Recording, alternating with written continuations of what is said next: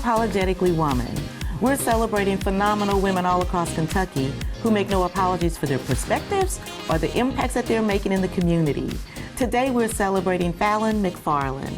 Falon is a wife, a mom, and the project manager for economic development and community and minority business development at Commerce Lexington.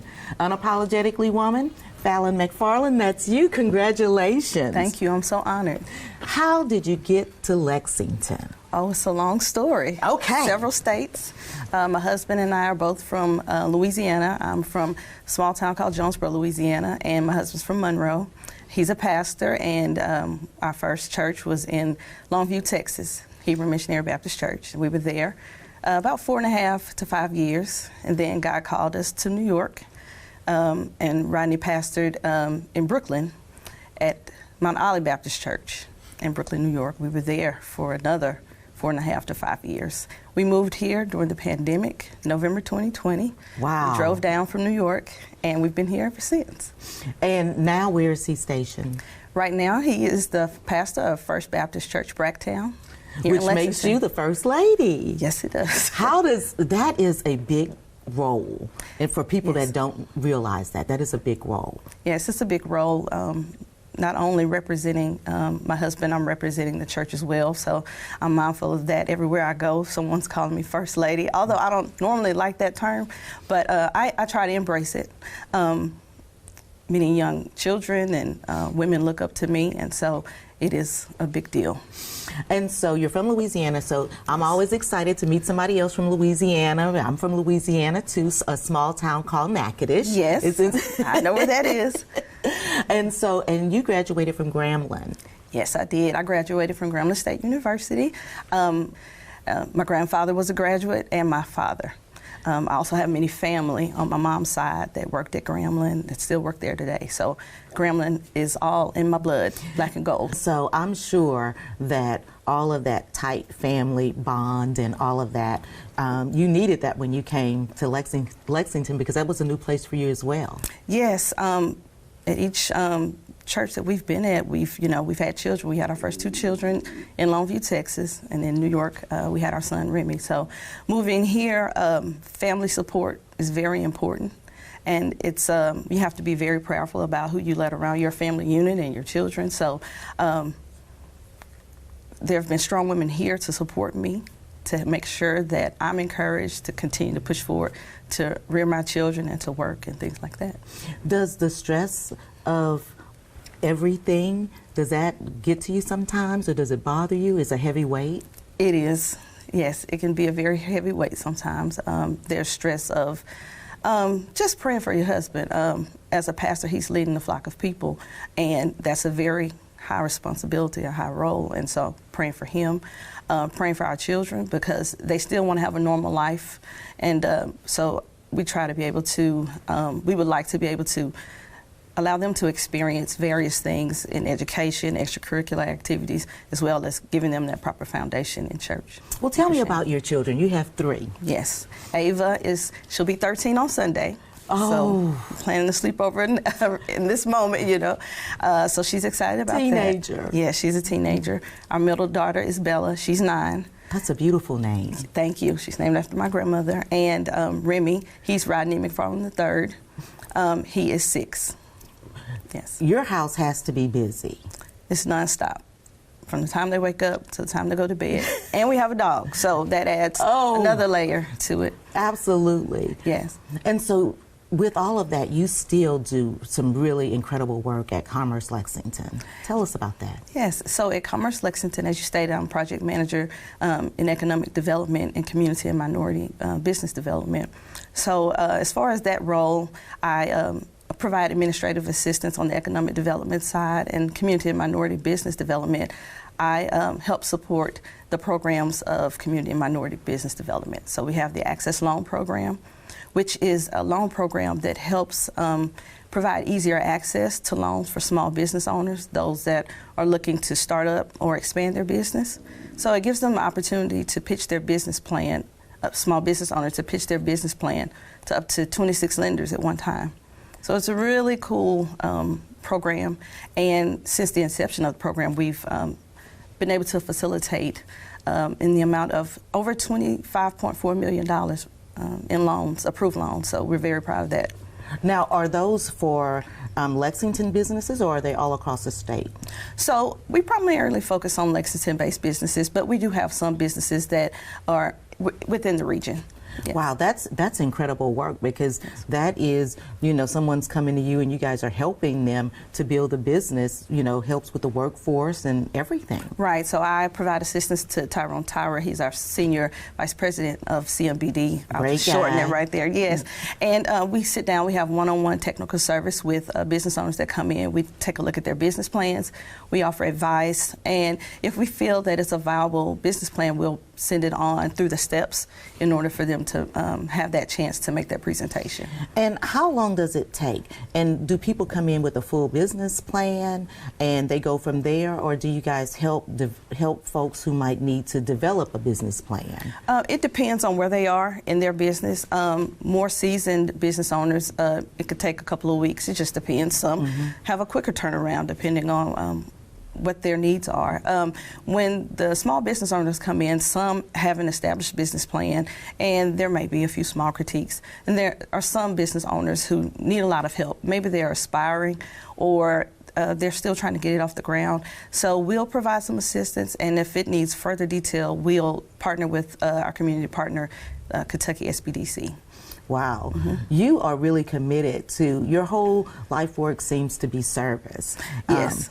And so that's what it looks like, because you're also a member of Alpha Kappa Alpha Sorority Incorporated. Yes, I am. And committed to public service through them as well. That's correct. That's correct. I was initiated at Grambling State University in fall 2003, Alpha Theta chapter. And once I moved here, I was instated in this chapter, Beta Gamma Omega chapter in Lexington. I know a lot of AKAs here. Yes. There are a lot here. There are a lot here. Yes. And so when you think about your faith and your work, how does all of that come together to make you whole in who you are? Wow, I think the service thing. I think God calls us all to be servants. So whether on a spiritual level, praying for someone, or the hands and eyes and feet of Jesus, just being there to help people meet their needs. So I think even in my role at work, that's providing a service and helping them to establish their business goals so they can feel successful and be successful in their business. And what does it feel like when you help somebody walk along the way and their business is improving, and you know that you had just a little bit to do with that?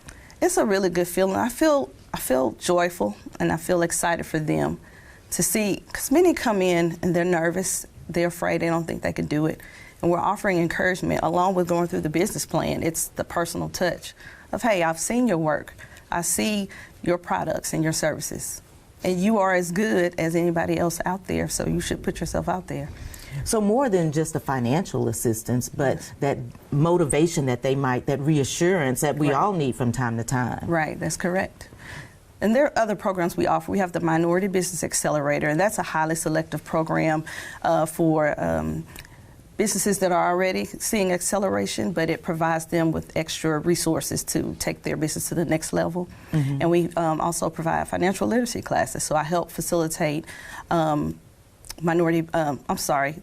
Money Smart for Small Business classes that we offer twice a year. We have a facilitator, Dale Morgan, that comes in and he teaches the classes. And those classes are created jointly by the FDIC and the U.S. Small Business Administration. So I'm working on marketing tactics to pull in more small business owners. Some people don't know about the program, so we're working really hard to make sure that the programs are visible to the community, to any business owner, no matter if you're aspiring or existing. And we also have a business plan class that's coming up. So, we're just thinking more about how we can help the business community increase and be more successful in their business endeavors. And I know we hate to bring COVID up, but it happened. Yes, it did. Has there been an increase in the number of small businesses being created Post-COVID, have you guys seen that kind of a trend? We have, and I think nationally the trend has grown, especially for minority women. You know, we're the top of the line for creating small businesses. So during the pandemic, you guys at Commerce Lexington also partnered with the city to help out too. Yes, so during the pandemic, we partnered with the city to administer the economic stimulus grant. So that was $6.9 million in grants that small business owners applied for during the pandemic to help them get through that time. Many small business owners had a hard time paying employees and staying afloat. So those grants were really beneficial to those small business owners within the Lexington community. Well, and because that was a crazy time for everybody, because, you know, at one point I thought the world was just going to go poof, right? You know, and you know, keeping those businesses afloat, you know, that's major. Yes, it was major, and just to hear some of the testimonies of some of the small business owners who were saying without that grant that they would not have been able to keep their business open. That was really heartwarming to us. We were glad that we were able to be a part of that process. That's got to be heartwarming to know. Yes. To know that you had a small part in just helping people reach their goals and maintain even during a scary time. Yes, it was. So something else that's interesting to me is that you did, and being from Louisiana, and you did an internship at Tabasco. Yes, I did. When I was at Grambling, Tabasco had a partnership with the HBCUs in the state, and so we had to market Tabasco products on campus. And for those who don't know, it's a hot sauce, vinegar-based hot sauce, actually. And so we had the opportunity to go down to South Louisiana to visit the site and learn how they make the Tabasco sauce. And then throughout the year, we produced different marketing events where we promoted the products. So at basketball games, football games, things like that. It's very nice. So tell me, what do you think your greatest accomplishment is? Okay. Well, I still have many more accomplishments to achieve, but thus far, I think my greatest accomplishment would be completing my MBA program. I started that after our first child was born, and then when we had our second baby, it was a lot working and trying to take care of the child, so I put it on the back burner. And I put it on the back burner for far too long, so right before the pandemic, I re-enrolled in school, and I completed it. And so far, that's been my greatest accomplishment. My children saw how I stayed up very late at night after work to finish that degree. So that's one of my greatest accomplishments. Well, and then also at the same time being that great role model for them, to let them know that an accomplishment doesn't mean that it's going to be easy. Right. Sometimes you have some bumps along the way. That's you true. know? And so some of that, because sometimes I think that people think that people just arrive in those positions. How many times have you not reached your goal? Oh, many times. And I will say it's my own fault because of fear. You know, and so I have to push myself to keep going and just do it anyway. Yes.